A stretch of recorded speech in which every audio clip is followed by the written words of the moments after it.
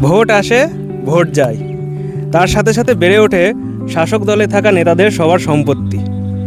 তার সঙ্গে পাল্লা দিয়ে বেড়ে ওঠে সাধারণ মানুষ, বিশেষ করে চাষিদের দুর্ভোগ। সেই চাষিদের কথা কিন্তু কেউ বলে না, তবে চিন্তার কোনো কারণ নেই। আমরা আছি রুট টিভির পক্ষ থেকে, আমরা চাষিদের সঙ্গে গিয়ে কথা বলবো। আজ আমরা আছি কৃষ্ণনগর উত্তরের একটি গ্রামে, গ্রামটির নাম কুলগাছি। সেখানকার সব চাষিদের সঙ্গে গিয়ে আমরা কথা বলবো, আর তাদের মনোভাব কি, তারা কি এই গভর্নমেন্টের উপরে ক্ষুব্ধ হয়ে আছে নাকি তারা গভর্নমেন্টের প্রতি সন্তুষ্ট, সেই সমস্ত সব তথ্য তুলে ধরবো আমাদের এই প্রতিবেদনের মাধ্যমে। এই জমিতে এখন কি চাষ করবে তুমি? পাট হবে। পাট হবে। সেই সব সারের দাম কি আগের মতো আছে নাকি বেড়েছে?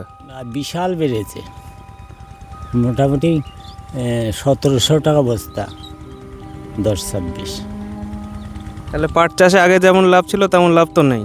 এই যে এই হালি করে এইবারটা 15,000 টাকা কুইন্টাল হয়েছে, কিন্তু পায়নি, চাষি কেউ পায়নি।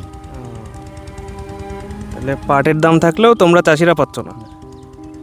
তাহলে তোমাদের কি মনে হয় সেসব দামগুলো পাচ্ছে কারা, মাঝখান থেকে কারা খাচ্ছে? এই যারা সব বড় লোক আছে তারাই খাচ্ছে, মানে মজুতদাররা, যারা কিনে নিয়ে মজুত করতে পারবে তারাই। তাহলে এই যে সামনে বিধানসভা ভোট হবে, সেই ভোটে সরকারের কাছ থেকে তোমার কি আশা, মানে কি করলে তোমাদের ভালো হয় চাষিদের জন্য? এখন ব্যাপার হলো কি, এখন পার্টি কেটা করে কোনটা? আমরা ধরেন এতকালে যে তৃণমূলের বাজার গেছে, যার নামে ঘর এসছে সেও ঘর পায়নি। উপর মহলেও যা হয়েছে, নিচেও তাই হয়েছে। নয় পাথর অত টাকা কোথার থেকে আসলো? গাড়ি গাড়ি টাকা, আমরা তো টিভিতে দেখেছি। অনুব্রত, মানে সবই তো এরকম হয়েছে। তাহলে কি এই সরকার সরে গেলেই ভালো হবে তাই মনে হয়? আমার মনে হয় এই সরকার সরে গেলেই ভালো হবে। মানে এদের দ্বারা কোনো কাজ হচ্ছে না। কাজই হচ্ছে না,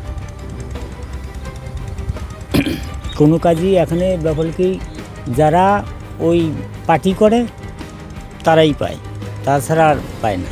বিরোধীরা তো পায়ই না। যে সামনে বিধানসভা ভোট 26-এর, তো আপনার তো একটা সাধারণ মানুষ, আপনার তো একটা প্রত্যাশা থাকে সরকারের কাছ থেকে। তো আপনার সরকারের কাছ থেকে চাওয়া পাওয়া কি, যেই সরকারে আসুক? সে তো আছেই, সে সরকার আমাদেরকে মানে, চাষিদের মানে না। মানে আমাদের সারের দাম, জলের দাম আমাদের দিতেই হবে, না হলেও আমাদের করতে হবে। আবার না হয় তাও আমাদের করতে হবে। শিলি ধান পড়ে গিয়েছে, দিয়েছে কিছু দিন। তাহলে আপনাদের চাষের যে ক্ষতি হয়েছে তার জন্য কোনো ক্ষতিপূরণ পাননি? না, পাইনি। তাহলে এই সরকারকে কি আপনারা এইবার ভোটে চাইছেন নাকি চাইছেন না? এখন যেদিকে হয় সেদিকে যেতে হবে। এখন এই ভোট দেবো কি সামনে ওকে দেবো, বুঝলেন? এখন যে এগুলো তাকেই দিতে হবে। আপনার কি মনে হয় কারা জিততে পারে এবার? বিজেপি মনে হচ্ছে, আমাদের বিজেপি বেশি মনে হচ্ছে। তাহলে কৃষ্ণনগর উত্তরে আপনার মনে হচ্ছে বিজেপি জিততে পারে? আগের বারও তো বিজেপি জিতেছিল। হ্যাঁ, আগে জিতেছিল। এই তৃণমূল সরকারের বিরুদ্ধে আপনাদের ক্ষোভটা কি, মানে কী জন্য মনে হচ্ছে যে এই সরকারের যাওয়া উচিত? তৃণমূল সরকার যাওয়া উচিত আমাদের সবারই। দেশে তো আমাদের মানুষ ওই হয়েছে, ওই যে বৃদ্ধ ভাতা ভাতা নিয়ে মানুষ হয়ে যাচ্ছে, বুঝছেন? তোমার বাড়িতে আছে, তোমার বাড়ি দুটো বৃদ্ধ ভাতা পাচ্ছে, তারপরে ধরো সরকারি টাকা পাচ্ছে না, আর আমার কিছুই পাচ্ছেনি। এই জন্য জমি রেকর্ডে জমি টাকা পাচ্ছে, আমি এখন পাইনি একটা দিন আমার। তাহলে চাষিদের জন্য যে জমিতে টাকা দেবে বলেছিল চাষিদেরকে, সেইগুলো আপনি পাননি, তাই তো? আমরা দিই না, পাইনি। ও জমা দিয়ে 2-3 বার হয়নি, তারপর আমার বৃদ্ধ ভাতা জমা দিতে আমার হয়নি। এই এলাকায় গরিব মানুষেরা ঘর পায়? হ্যাঁ, ঘর পেয়ে গেছে কিছু, এখন বাকি আছে। দেখুন পেয়ে গেছে তার 2বার কেবে আছে, দেখুন না পাই একবার পাইনি। যারা ঘর পেয়েছে তারা 2বার করে পাচ্ছে, আর যারা না পাই একবারও পাইনি। তারা কি তৃণমূলের লোক তাই জন্য 2বার পাচ্ছে? সে ওরাই জানে কী পাচ্ছে ওরা, এখন ওরাই জানে পাচ্ছে কি পাচ্ছে।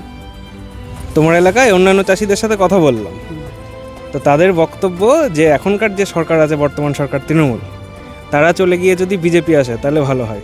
বেশিরভাগ লোকেরই কথা বলে, বেশিরভাগই এই কথা বলে, বেশিরভাগ লোকে এই কথাই বলে যে সরকার পাল্টানো দরকার। দরকার।